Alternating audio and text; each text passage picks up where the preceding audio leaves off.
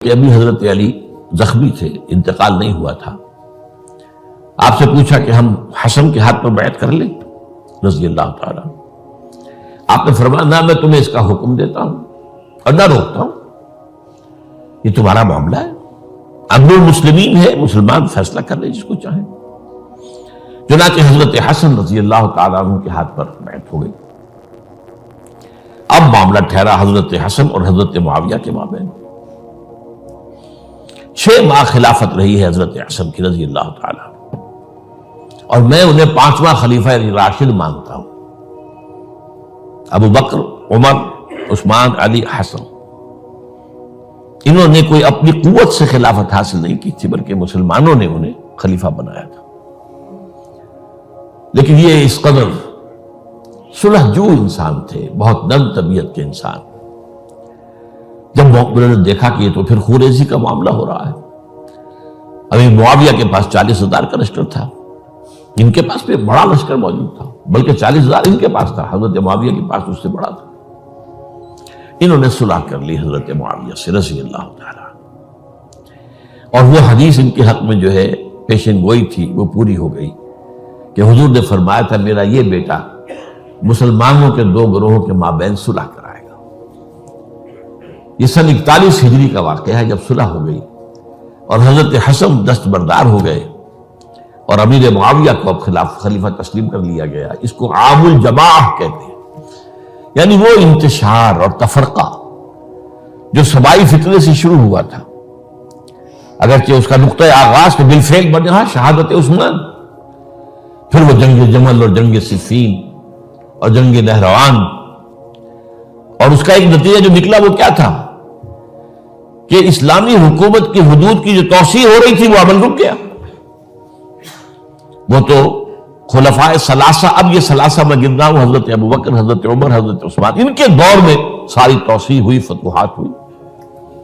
حضرت علی کا دور جو ہے سارا خانہ جنگی کی نظر ہو گیا.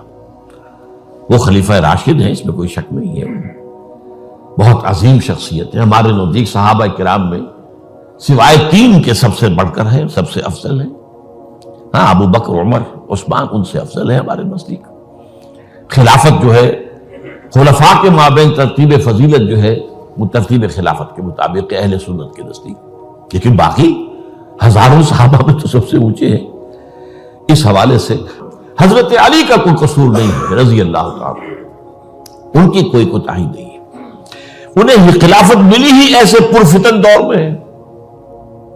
اگر کہنا جو ہے اگرچہ روکا گیا ہے کہ یہ کلمہ لو مت استعمال کیا کرو، اگر یوں ہوتا تو یوں ہو جاتا، لیکن یہ کہ بہرحال ہمارا سوچنے کا ایک انداز ہے. اگر حضرت علی کو اول دور میں خلافت ملی ہوتی تو ان کے کچھ اور نتائج اور ہوتے. اب یہ پرفتن دور کے اندر خلافت ملی، خانہ جنگی ہو رہی ہے، اور جو حالات میں نے آپ کو بتائے ہیں، ظاہر بات ہے کہ وہ دور جو تھا نہ ذرائع آمد و رفت ایسے تھے، نہ ذرائع مواصلات ایسے تھے، نہ کمیونیکیشنز ایسی تھیں. وہ تو یوں سمجھیے کہ دارالخلافہ کے اندر کے حالات جو ہیں بس وہیں پر فیصلہ ہو رہا تھا. یا پہلے مدینے میں ہوا، حضرت عثمان شہید ہوئے، اور یا پھر کوفے میں ہو گئے. وہ تو اصل جو بھی طاقت اس مرکز کے اندر جس کے پاس طاقت تھی اسی نے جو بھی اپنا فیصلہ ہے وہ منگوا لیا. بہرحال یہ جو حضرت حسن نے مصالحت کی ہے جس کی بنا پر ہم تو انہیں سلام کرتے ہیں، ان کا احترام کرتے ہیں. انہوں نے خانہ جنگی ختم کی، فساد جو ہے اس کی جڑ کاٹ دی، تعامل جماعت ہو گیا، اب امن ہو گیا. اور نوٹ کیجئے اس کے بعد 20 برس تک امیر معاویہ کی حکومت رہی ہے. 20 برس اور کامل امن رہا ہے. اس میں یہ بھی ہے کہ ان کے تدبر کو بھی دخل حاصل تھا. یہ بھی ہے کہ انہوں نے کچھ طاقت کا استعمال بھی کیا. یہ بھی ہے کہ انہوں نے دلجوئیاں بھی کی لوگوں کو جس کو ہم کہتے ہیں مؤلفۃ القلوب، جو زکوٰۃ کے مسائل میں شامل ہے. کچھ لوگوں کی کوشش کے شر سے اس کو روکنے کے لیے ان کو جو ہے کچھ زکوٰۃ میں سے پیسہ دیا جائے وغیرہ وغیرہ، مؤلفۃ القلوب، تالیف قلب کے لیے. بہرحال نتیجہ یہ ہے.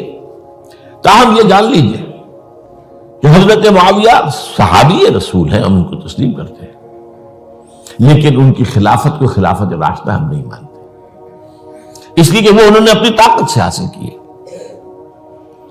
میں نے اسی لیے کہا حضرت حسن رضی اللہ تعالیٰ عنہ کی خلافت خلافت راشدہ ہے، لیکن حضرت معاویہ کی خلافت خلافت راشدہ، اگرچہ اس میں امن رہا، اور وہ جو عمل رک گیا تھا، وہ جو مزید توسیع دارالاسلام کی، وہ دوبارہ شروع ہو گیا، خراسان کی طرف پیش قدمی شروع ہو گئی، ادھر پہلا بحری بیڑا بنایا حضرت معاویہ نے رضی اللہ تعالیٰ عنہ، اور یہ بحیرہ روم کے بعد جزائر کو فتح بھی کیا۔